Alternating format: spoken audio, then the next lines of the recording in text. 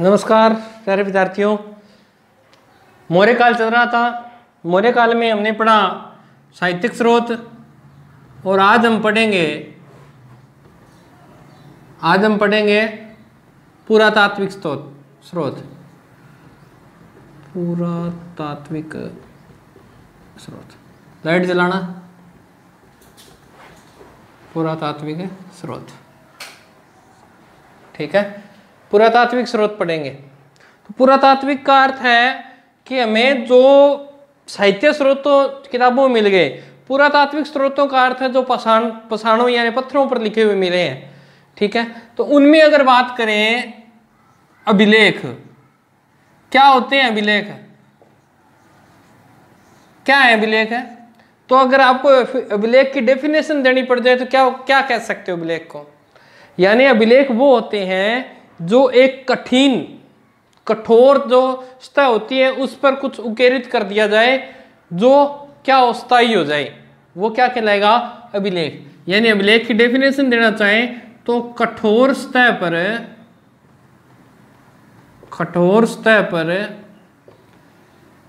उत्कीर्ण लेख क्या कहलाएगा? अभिलेख कहलाएगा, ठीक है। ये बात ध्यान रखनी है। अभिलेख की डेफिनेशन आपको याद रखनी है कि कोई भी कठोर सतह होगी उस पर कोई भी शब्द उकेरित कर दिया जाए जो बाद में मिटे नहीं, वो क्या कहलाएगा?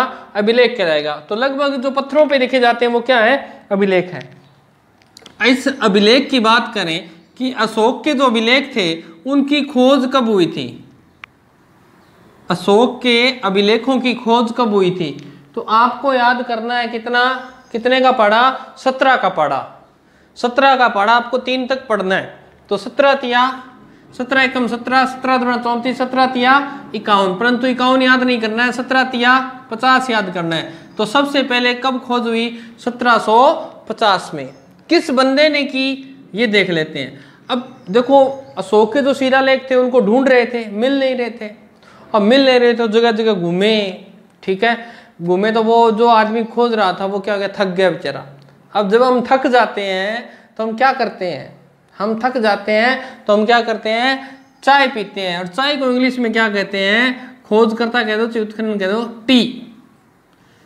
यानी जब हम थक जाते हैं तो क्या पीते हैं? टी पीते हैं, ठीक है ना।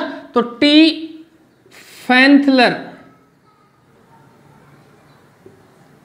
फैंथलर याद रखना। ये ट्रिक है कि जब हम कोई कार्य को, अशोक के शिलालेख मिल नहीं रहे थे तो वो थक गया, और थक कर उसने क्या पी ली? टी पी ली। और टी कहाँ पी थी? टी पी थी दिल्ली और मेरठ में। कहाँ पी थी? दिल्ली और मेरठ में उसने क्या पी? टी पी, ठीक है। याद रह जाएगा कि इसके उत्खनन या खोजकर्ता कौन थे? टी फैंथलर, ओके। तो सबसे पहले अशोक के अभिलेखों को 1750 में ही 17 का पढ़ा याद रखना है। फिर उत्खनन यानी उसकी खोज किसने की? खोजकर्ता। तो कौन था? थक गया था, उसने क्या पी ली? चाय पी ली। कहाँ पी? दिल्ली और मेरठ में। अब ध्यान रखना है कि ये क्यों लिखा है दिल्ली मेरठ। तो ध्यान रखना दिल्ली मेरठ जो स्तंभ लेख है, सर्वप्रथम इस स्तंभ लेख को खोजा गया था। स्तंभ लेख, क्योंकि दिल्ली मेरठ से याद रह जाएगा, दिल्ली मेरठ। स्तंभ लेख को सर्वप्रथम खोजा गया था, सर्वप्रथम खोजा गया था। आपको पूछ ले अशोक का सर्वप्रथम खोजा गया स्तंभ लेख कौन सा है? तो ध्यान रखना है दिल्ली मेरठ पड़ा है, ओके। किसने खोजा? थक गया, टी पी, कहाँ? दिल्ली मेरठ में। बार बार रिपीट करवा रहा हूं। फिर अगर खोज तो लिया, अब इसे पढ़े कौन?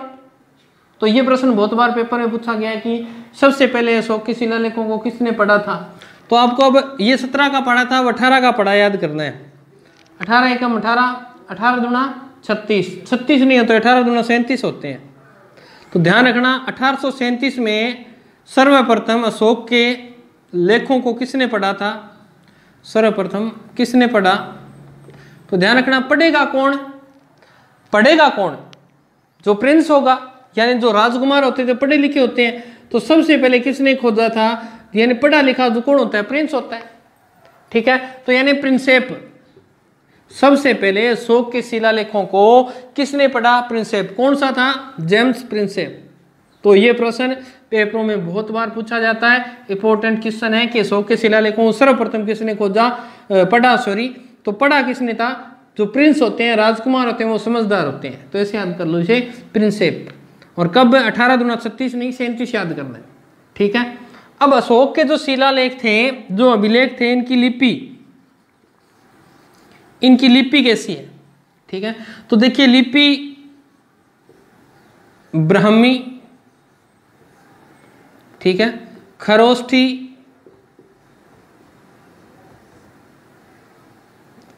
अरमाइक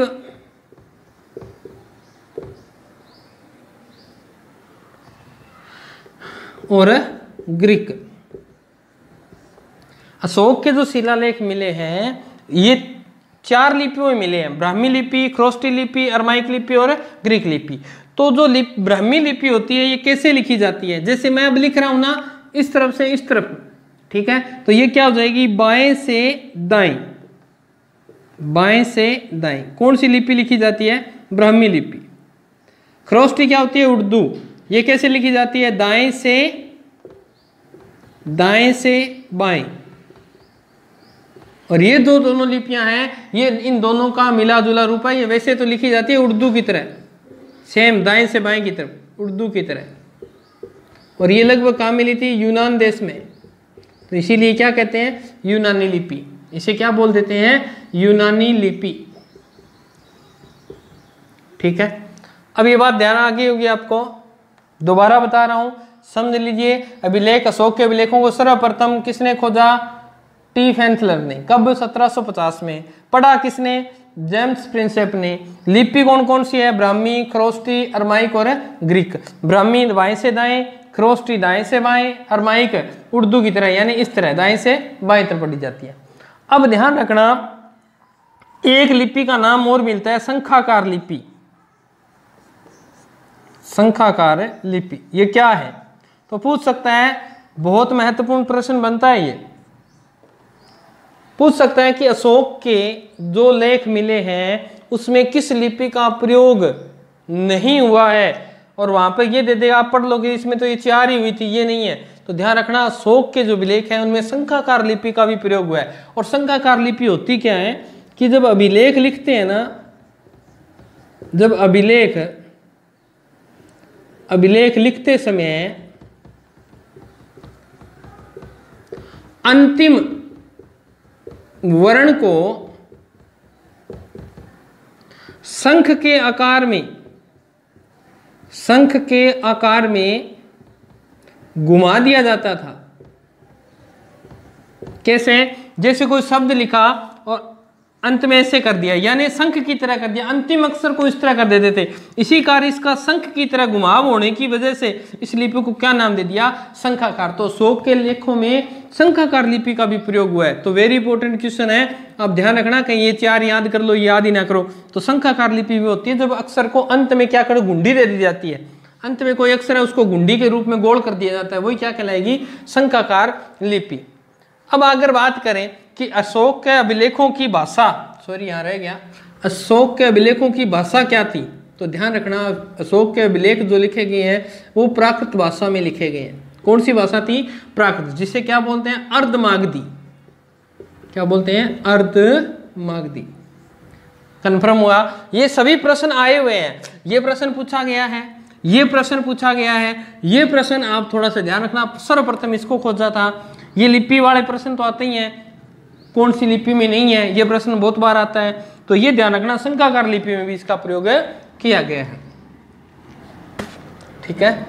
अब अगर हम पढ़ें कि अभिलेख कितने प्रकार के होते हैं, अभिलेख कितने प्रकार के होते हैं, तो देखते हैं। अभिलेखों की अगर बात करें तो अभिलेख होते हैं 3 प्रकार के। देखिए, अभिलेख होते हैं, अभिलेख के प्रकार 1, 2 और 3। अभिलेख 3 प्रकार के होते हैं। घिसा घिसा हुआ है तो सारों पहला शिलालेख, जैसे कि नाम से दिख रहा है, किसी पर्वत की शिला को क्या कर दिया जाएगा, टुकड़े पर लिखा जाएगा, वो क्या कहलाएगा, शिलालेख। 2 नंबर की बात करें, स्तंभ लेख, पत्थर को टुकड़े नहीं पूरे पत्थर पर उसको साफ सफाई करके, अभी मैं इसको डिटेल से करवाऊंगा, फर्स्ट ग्रेड में इसी में से एग्जाम में आया था।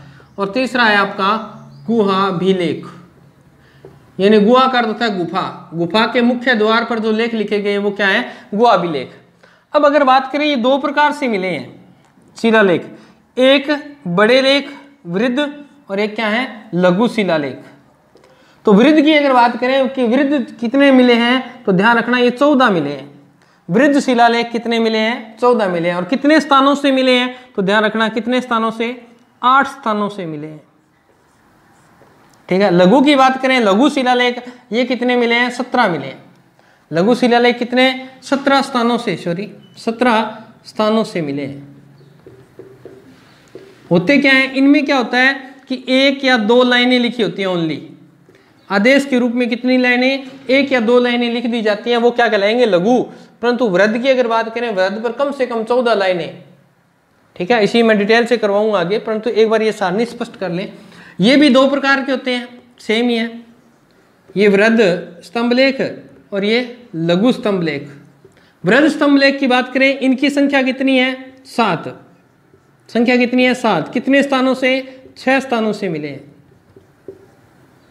6 स्थानों से। अगर लघु स्तंभलेख की बात करें तो ये सिर्फ कितने स्थानों से, 5 स्थानों से मिले हैं। सेम वही है, 1 या 2 लाइनें लिखी गई हैं, 1 या 2 लाइनें लिखी गई हैं। अब इनकी बात करें गुहाभिलेखों की, तो ये 7 संख्या में कितने हैं, ये 7। और इन पे क्या लिखा गया है, 1 या 2 लाइनें लिखी गई हैं। ठीक है, तो ध्यान रखना अभिलेखों के 3 प्रकार हैं। शिलालेख 2 प्रकार के होते हैं, एक बड़ा एक छोटा। बड़े 14, बड़े कितने हैं, 14। कितने स्थानों से, 8 स्थानों से। लघु कितने हैं, लघु तो मिलते ही रहते हैं, तो ये 17 स्थानों से मिले हैं। इनमें क्या होता है, 1-2 लाइनें लिखी होती हैं। वृद्ध इनकी संख्या 7 है और ये कितने स्थानों से मिले हैं, 6। कौन से, स्तंभलेख। और लघु 5 स्थानों से मिले हैं, 1-2 लाइनें हैं। गुहाभिलेख कितने हैं, 7 हैं। ठीक है, तो सबसे पहले पढ़ लेते हैं कि गुहाभिलेख, क्योंकि ये मौर्य काल की देन है। मौर्य काल में ही सबसे पहले गुहाभिलेख स्थापित कला चली थी। अगर आपको प्रश्न पूछ ले कि गुहाभिलेख स्थापित कला, ध्यान रखना गुहाभिलेख स्थापत्य कला का जन्मदाता कौन है, जन्मदाता। तो ध्यान रखना जन्मदाता मौर्य काल और अशोक, और इसका पौत्र था दशरथ, उन्होंने बनाई थी। मौर्य काल में हुई थी इसकी स्थापना, तो ध्यान रखना इस बात का। ठीक है, होता क्या है, तो देखिए ये जैसे इस तरह क्या है, ये गुफा है। गुफा को क्या बोलते हैं, गुहा। और इसका जो मुख्य द्वार है, ये द्वार है इसका मुख्य है। तो इस द्वार पर 1 या 2 लाइनें लिखी जाती थी, वो क्या कहलाए, गुहाभिलेख कहलाए। अब गुहाभिलेख की बात करें तो स्थापित ये पहले नहीं थी, परंतु अशोक ने चलाई थी। अशोक के बाद उसके जो पुत्र था दशरथ, उसने भी दिया। क्या था इसमें, जो आजीविक संप्रदाय के जो लोग थे, आजीविक संप्रदाय के साधुओं को रहने के लिए स्थान बना के दिए थे। आजीविक संप्रदाय के, ठीक है, अनुयायियों या साधु कह दो, अनुयायियों के लिए बनाई थी ये। ठीक है, और वेरी वेरी महत्वपूर्ण इंपॉर्टेंट क्वेश्चन कि गुहाभिलेख यहाँ बना लेते हैं। गुहाभिलेख जो था ये 2 ही जनों ने बनाया था गुहाभिलेख। तो ध्यान रखना सबसे पहले अशोक, सम्राट अशोक ने बनाया। और फिर 2 नंबर की बात करें तो इसी का पुत्र था, पोता था कौन, दशरथ, इसने बनाया था। ठीक है, अशोक ने कितनी बनाई है, तो ध्यान रखना पेपरों में लगभग ये प्रश्न पूछता है। आपकी जो गाइडें हैं वो आपको भ्रमित कर रही हैं, आपको बताई जाएंगी गाइडों में 4, परंतु नहीं, अशोक के द्वारा सिर्फ 3 ही गुफाओं का निर्माण किया गया था और दशरथ के द्वारा कितनी, 4 गुफाओं का। ठीक है, तो अशोक ने कौन कौन सी बनाई थी, 1, 2 और 3। किताबें इनको जोड़ तोड़ के अलग अलग लिखती है। तो सबसे पहले लिखनी है आपको करण चौपार, करण चौपार बनाई थी। अगर ये आपको विश्वास नहीं है तो एनसीईआरटी की बुक, आरबीसी बोर्ड की बुक देख लेना, 3 ही है। अशोक ने सबसे पहले बनाई थी करण चौपार, फिर उसके बाद में सुदामा और विश्व झोंपड़ी, विश्व झोंपड़ी। ये 3 गुफाएं आजीविक संप्रदाय के अनुयायियों के लिए अशोक ने बनवाई। अब ये कौन सी पहाड़ी पे बनी है, तो ध्यान रखना ये तीनों बनी हैं बारबर की पहाड़ी पर, बारबर की पहाड़ी, बारबर की पहाड़ी। और ये बारबर की पहाड़ी है कहाँ, तो ध्यान रखना ये महाराष्ट्र में है। कहाँ है, महाराष्ट्र में, याद रह जाएगी। अशोक ने 3 गुफाएं, ऐसे याद कर लो, जो अशोक था ना वो सुदामा के पास गया। अशोक कहाँ गया, सुदामा के पास। और सुदामा कहाँ रहता था, झोंपड़ी में। और झोंपड़ी में जाके बोला कि तेरे पास तेल है क्या, मेरे को कान चौपड़ने हैं, कान चौपड़ने हैं, ऐसे याद कर लो। अशोक किसके पास गया, सुदामा के पास। सुदामा की झोंपड़ी में जाके कान चौपड़ता है, ऐसे याद कर लो। इसको ट्रिक से याद कर सकते हो। कौन सी पहाड़ी में बनी हुई है, तो बारबर की पहाड़ी कहाँ पड़ती है, महाराष्ट्र में पड़ती है। ठीक है, बारबरा भी आता है, बारबर भी आता है। ठीक है, बारबरा सॉरी, बारबरा की पहाड़ी महाराष्ट्र में। तो ध्यान रखना अशोक ने 3 ही बनाई थी, दशरथ ने 4 बनाई थी। अब दशरथ ने 4 कौन कौन सी बनाई थी, ये प्रश्न है। कौन कौन सी पहाड़ियों में, यहां से प्रश्न उड़ जाता है वो आपका एग्जामिनर। ठीक है, तो ध्यान रखना सबसे पहले आपको याद रखना है गोपी, 2 नंबर पे है वापी, 3 नंबर गोपी, वापी और पदथिक, पदथिक। अब ये प्रश्न ध्यान रखना, ये तीनों जो गुफाएं हैं ये नागार्जुन की पहाड़ी में है, नागार्जुन, नागार्जुन की पहाड़ी में है। और ये भी कहां पड़ती है नागार्जुन, ये भी आपका कहां पड़ता है, महाराष्ट्र में है। ठीक है, कितनी बनाई, 4 बनाई। और चौथी बनाई थी इसने लोमेश ऋषि की, लोमेश ऋषि। और ध्यान रखना ये लोमेश ऋषि की जो गुफा है ये कौन सी पहाड़ी में है, तो ध्यान रखना ये है बारबरा की पहाड़ी में। बनाई किसने थी, दशरथ ने। तो पूछ सकता है कि बारबरा की पहाड़ी में कितनी गुफाएं हैं, तो 4 है। प्रश्न घुमा रहा हूं, बारबरा की पहाड़ी में कितनी, 4।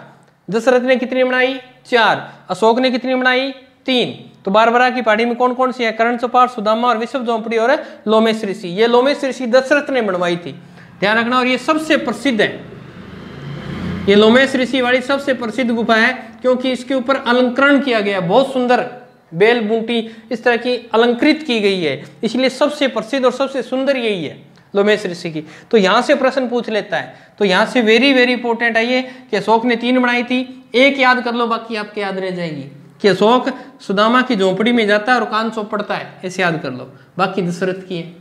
और परंतु 3 याद रखना, गोपी, वापी और पथिक, ये नागार्जुन की पहाड़ी में है। और लोमेश ऋषि किसकी है, बारबरा की पहाड़ी में है। ओके, याद हुआ, ये गो अभिलेख था। ठीक है,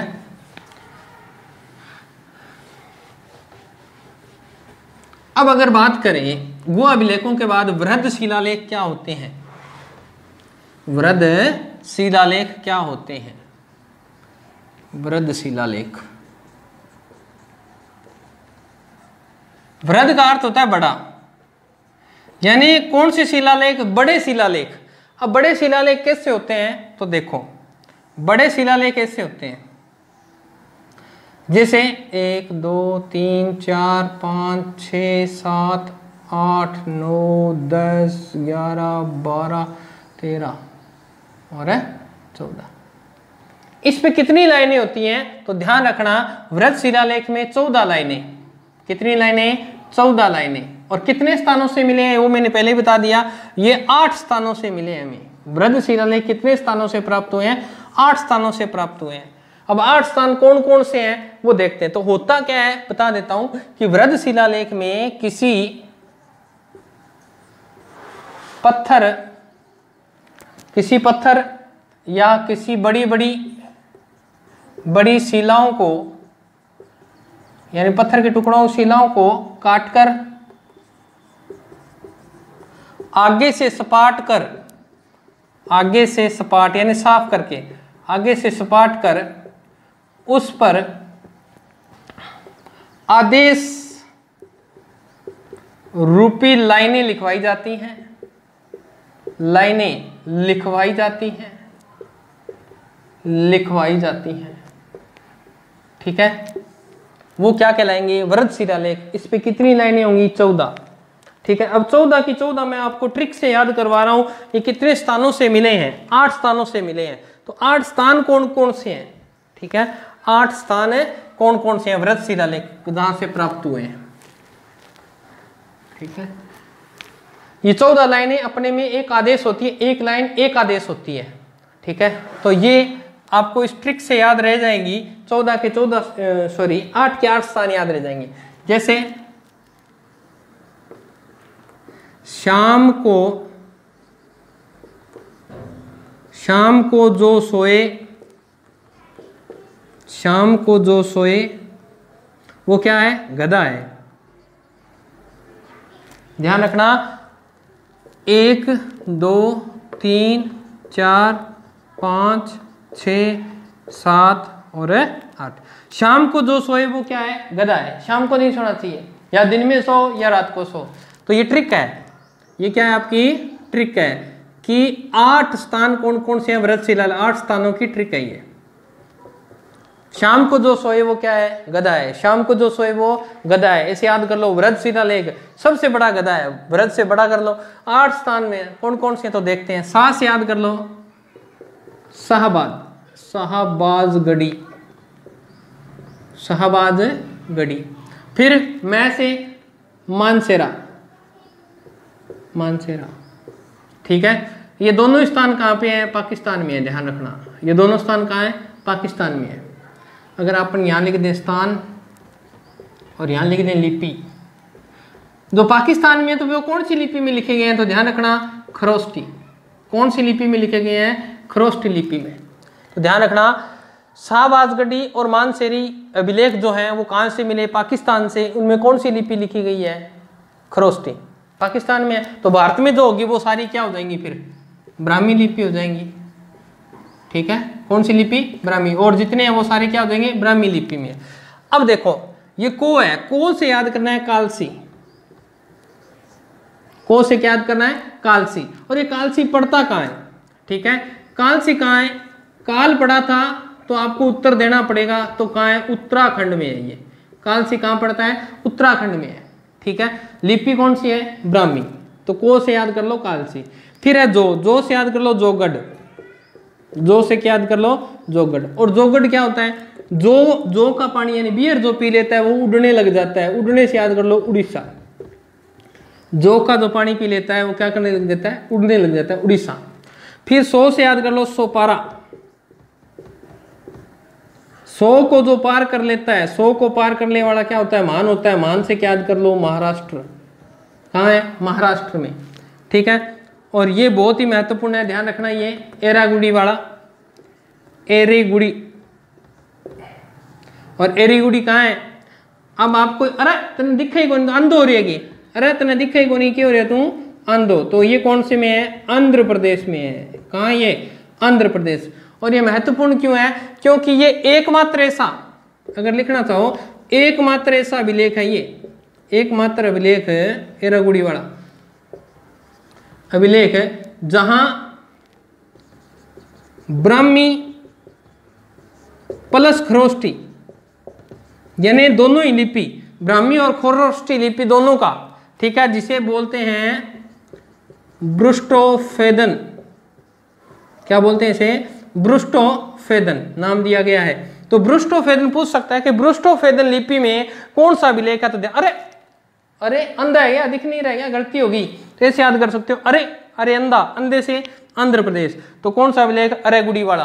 और वो क्या है, कौन सी लिपि में है, ब्रुष्टोफेदन लिपि में है, जहां ब्रुष्टोफेदन क्या होती है, ब्राह्मी और खरोष्टी दोनों का मिला जुला रूप होती है। तो ध्यान रखना, अरे से गलती हो गई, गलती हो गई, अंधा है क्या, तो यहाँ दोनों लिपियों में लिख दिया। फिर देखो गी से तो आपको याद ही होगा गिरनार। गी से गिरनार और गै से ही गुजरात। तो गिरनार कहाँ पे है, गुजरात में है। और फिर आ गया धोहा, तो क्या हो जाएगा, धोली। और धोली कहाँ पड़ता है आपको पता ही है, उड़ीसा। उड़ीसा में 2 हैं, आपको बताया था, जो का पानी पी के उड़ जाएगा ये रहा, और धोली, दोनों ही। तो ये देखिए 8 स्थान मैंने आपको याद करवाए हैं। उनकी ट्रिक थी कि शाम को जो सोएगा वो क्या है, गधा है। शाम को जो शाह से शाहबाजगढ़ी, माँ से मानसेरा, ये पाकिस्तान में है। कौन सी लिपि, खरोष्टी। को से याद करना है कालसी। कालसी कहाँ पड़ता है, उत्तराखंड में। यानी कालसी, काल पड़ जाएगा तो क्या नहीं मिलेगा, उत्तर नहीं मिलेगा और खांड नहीं मिलेगी, ऐसे याद कर लो इसको। जो का पानी पिएगा वो उड़ने लग जाएगा, यानी बियर पिएगा। 100 को जो पार कर देगा वो मान होता है। मान से क्या याद रख लो, महाराष्ट्र। ए से अरेगुड़ी, अरे अंधा है क्या, दिख नहीं रहा, अंधे से क्या याद करना है, आंध्र प्रदेश। और ये एकमात्र ऐसा विलेख है जहां ब्रुष्टोफेदन लिपि का प्रयोग हुआ है। और ग से गिरनार, गी से गिरनार का अर्थ है गुजरात, इसमें गया आ रहा है, इसमें भी गया आ रहा है, ठीक है। और धौली से यानी उड़ीसा। तो ये 8 स्थानों से बृहद शिलालेख मिले हैं अशोक के, ठीक है। और ये 8 स्थानों से मिले, इसका अर्थ क्या हो गया, अगर मैं यहां लिखना चाहूं कि 8 स्थानों से मिले, इसका अर्थ है कि अशोक का साम्राज्य विस्तार कहां तक का, देख लो, अशोक का साम्राज्य विस्तार देख लो, साम्राज्य विस्तार के सूचक हैं ये। देखो कहां तक जा रहा है, उड़ीसा, गुजरात, आंध्र प्रदेश, पाकिस्तान तक अशोक का साम्राज्य फैला हुआ था, ठीक है। तो ये बात आप ध्यान रखेंगे, ट्रिक आपको मैंने करवा दी है, ओके। पुरातात्विक में अब हम पढ़ेंगे स्तंभ, स्तंभ लेख। स्तंभ क्या होते हैं, एक पत्थर को ले लेते हैं, अभी समझाता हूं मैं चित्र के माध्यम से आपको। स्तंभ लेख 2 नंबर की बात करें, स्तंभ लेख। स्तंभ जैसे ये एक पत्थर का टुकड़ा लिया, ठीक है। इस पत्थर के टुकड़े पर यहां पर गोलाकार भाग होता है, ये क्या है, गोलाकार भाग। और इस गोलाकार भाग के नीचे ऐसे उल्टा कमल, उल्टा कमल या घंटा, एक ही बात कह देते हैं घंटा, ठीक है ना। और इसके ऊपर जो गोलाकार भाग है, इसके ऊपर है किसी ना किसी जानवर की क्या होती है, प्रतिमा होती है, या पशु मूर्ति, क्या होगी, पशु मूर्ति, ठीक है। और ये जो भाग होता है ये क्या होता है, सपाट होता है, ये क्या होता है, सपाट होता है। इस पे क्या लिखने होते हैं, लेख लिखे जाते हैं ऐसे सपाट भाग पे, ठीक है। और ये जो पत्थर आता था, ये लगभग अशोक के जो शिलालेख मिले, ये चुनार एक स्थान है, कहां पर, यूपी में, ये चुनार का पत्थर प्रयोग होता था, ध्यान रखना ये। तो देखिए स्तंभ लेख कैसे बनता है, पत्थर का एक टुकड़ा ले लेंगे, उसके ऊपर वाले भाग को गोल कर देंगे, उस पे कोई पशु की आकृति बना देंगे, नीचे उल्टा कमल होता है, ये भाग सपाट होता है, इस पे क्या होता है, स्तंभ अभिलेख लिखे होते हैं। और ये जो अशोक के समय में जो स्तंभ लेख बने हैं, वहां कौन सा पत्थर काम में लिया गया है, चुनार का पत्थर काम में लिया गया है। इस सपाट भाग को क्या बोलते थे, अगर ये भी प्रश्न पूछ सकता है, सपाट भाग क्या है, तो ये यष्टि, इसको क्या बोलते हैं, यष्टि या लाट, जिसपे लेख लिखना होता था, तो इसे बोलते हैं यष्टि या लाट या सपाट भाग भी बोल सकते हैं, ठीक है। स्तंभ लेखों की अगर बात करें कि अशोक को ये प्रेरणा कहां से मिली कि इस तरह के स्तंभ लेख लगवाने चाहिए, ये प्रश्न वेरी वेरी इंपॉर्टेंट है, पेपर में पूछा भी जा चुका है कि अशोक को स्तंभ लेख लगाने की प्रेरणा कहां से मिली थी। तो देखिए दारा प्रथम से मिली थी, दारा प्रथम। दारा प्रथम का अर्थ है डोरियस प्रथम, डोरियस प्रथम। कौन था ये ईरानी शासक था। कौन था, ईरानी शासक था, ईरानी शासक था, याद रह जाएगा आपको, ये क्या था, ईरानी शासक था। तो अशोक को स्तंभ लेख लगाने की प्रेरणा किससे मिली, दारा फर्स्ट, या इसका नाम था डोरियस प्रथम, ठीक है। अब अगर बात करें मौर्य काल की, मौर्य काल में कुछ चीजें आपको तीनों लेख करवा दिए मैंने, शिलालेख करा दिए, अभिलेख करा दिए और गुहा अभिलेख करवा दिए। अब देखें अगर मौर्य काल में यह प्रश्न कई बार पूछ लेता है आपको कि कौन सा शासक किस धर्म से संबंधित था, मौर्यकालीन शासक, ठीक है। तो सबसे पहले अगर बात करें कि चंद्रगुप्त मौर्य किस धर्म को मानता था, चंद्रगुप्त मौर्य किस धर्म को मानता था, तो ध्यान रखना चंद्रगुप्त मौर्य मानता था जैन धर्म को। अब ट्रिक याद करवा रहा हूं, अगर याद रहे तो ये जय है और ये चय है, चय वाली लाइन में ही क्या आता है, जय आता है, चय छय जय आता है ना, तो ये किस में आ गया, जैन धर्म का। किस धर्म को मानता था, जैन धर्म को मानता था। चय वाली लाइन में क्या आता है, जय आता है। 2 नंबर की बात करें, चंद्रगुप्त मौर्य के बाद कौन आया, बिंदुसार। चंद्रगुप्त का पुत्र कौन था, बिंदु, चंद्र बिंदु ऐसे याद कर लो, चंद्र के बाद बिंदु, बिंदु उसका पुत्र है। ये किस धर्म को मानता था, तो बिंदुसार बै आ रहा है ना बै, तो ये जो बिंदुसार था ये किस धर्म का उपासक था, ये ध्यान रखना, ये आजीवक संप्रदाय, मैं अभी करवा के आया था। आजीविक संप्रदाय वाले क्या होते हैं पता है ना आपको? ये भाग्य में विश्वास करते हैं, भाग्य में विश्वास करते हैं। और इसका जो संस्थापक कौन था, अगर आपको पूछ ले आजीविक संप्रदाय का संस्थापक कौन था, तो वही था मोगलीपुत्र गोशाल, इसका संस्थापक था। आजीविक संप्रदाय का संस्थापक कौन था? मोगलीपुत्र गोशाल इसका संस्थापक था। और आजीविक धर्म वाले भाग्य में विश्वास करते हैं। 3 नंबर पे आता है अपना अशोक। पेपर में यही कंफ्यूज कर देगा आपको, कन्फर्म है ये आपको पूछेगा अशोक किस धर्म का अनुयायी था? अशोक किस धर्म का अनुयायी था? पहला प्रश्न, अशोक किस धर्म का उपासक था? बस यहीं से कंफ्यूज हो जाओगे। अशोक किस धर्म का अनुयायी था? तो ध्यान रखना ये किस धर्म को मानता था? अनुयायी तो था शिव धर्म का, शिव जी को मानता था। ठीक है, अगर आपको उपासक पूछ ले कि उपासक किसका था, तो ध्यान रखना उपासक था बौद्ध धर्म का। कलिंग युद्ध के बाद ये बौद्ध धर्म को क्या कर लेता है? स्वीकार धम्म। ठीक है, जिसका डिटेल हम आगे करेंगे। तो ये प्रश्न पूछ लेता है कई बार। तो चंद्रगुप्त वाणी में तो ऐसे याद कर लो, चाणक्य लाइन में जय आता है, बिंदुसार में ऐसे याद कर लो वह आ रहा है, ये देखो। ठीक है, तो बिंदु आजीविक संप्रदाय का और अशोक क्या था? शैव धर्म और बौद्ध धर्म दोनों को, ये इसका अनुयायी था शैव धर्म का, और उपासक किसका था? बौद्ध धर्म का। ठीक है, एक प्रश्न बहुत बार आता है, 3 व्यक्ति हुए थे महान, एक तो भगवान बुद्ध,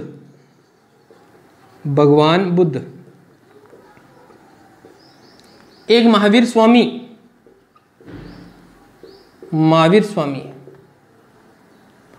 ठीक है, और एक अपना मोगलीपुत्र गोशाल। 3 हुए मोगलीपुत्र गोशाल। तीनों ने अपना निर्वाण होता है मोक्ष, निर्वाण यानी मोक्ष प्राप्त किस शासक के काल में किया था? किस शासक के काल में किया था? ये प्रश्न पूछेगा। भगवान बुद्ध, महावीर स्वामी और मोगलीपुत्र, ये तीनों ही मान विभूतियां, इन्होंने किसके शासन काल में अपने जीवन को निर्वाह ने मोक्ष प्राप्त कर लिया था? तो इसका बहुत बार प्रश्न पूछा जाता है, तो ध्यान रखना इसका है अजात शत्रु इसका उत्तर होगा। अजात शत्रु के शासन काल में तीनों ने निर्वाह किया, अलग अलग समय किया था, परंतु उस समय शासक कौन था? अजात शत्रु। ठीक है, ये जय बोलते हो आप, वैसे बोला जाता है जय, अजात शत्रु। ठीक है, फिर अगर बात करें मौर्य काल की, कि भारतीय इतिहास को स्थायी बनाने का कार्य किस शासन काल का है? भारतीय इतिहास को चिरकालिक कह दो, चिरकालिक का स्थायी होता है, स्थायी। बनाने का श्रेय किसको जाता है? तो ध्यान रखना इसका उत्तर होगा मौर्य काल। कैसे? स्थायी का अर्थ होता है वो चीजें जो हमें आज भी मिल रही हैं, जो लिखी हुई हैं। अर्थात लिखी हुई कौन सी है? अभिलेख और गुहा अभिलेख। और ऐसा सबसे पहले कौन से काल की देन मानी जाती है? मौर्य काल की। मौर्य काल ने आदेश के रूप में लिखवाए थे ब्राह्मी लिपि में, तो ये मौर्य काल को माना जाता है भारतीय इतिहास का। ठीक, क्योंकि यहाँ पे पाषाण यानी पत्थरों पे लिखे हुए अभिलेख मिले हैं। ठीक है, और अगर बात करें अशोक के समय पंचमारक के सिक्के चलते थे। पंचमारक या आप बोल सकते हो आहत के सिक्के। क्या होते थे पंचमारक के सिक्के? क्या होता था, ऐसे एक सिक्का है चांदी का, उस पे क्या करते थे, जैसे एक वृक्ष का चित्र बना दिया, ठीक है, एक किसी पशु का बना दिया, ठीक है, किसी जानवर का बना दिया, ऐसे यानी प्रकृति से संबंधित चित्र बने होते थे पंचमार्क के सिक्कों पर। ये ध्यान रखना, पंचमार्क के सिक्कों पर प्रकृति से संबंधित चित्र बने होते थे, वो क्या कहलाए थे? पंचमार्क के सिक्के, प्रकृति के चित्र, जैसे पेड़, पशु, पक्षी, इनके सिक्के। ठीक है, मयूर का चिंतन, ये अगर मौर्य काल में देखें तो मोर का चित्रांकन हुआ है सिक्कों पर, वो है ना।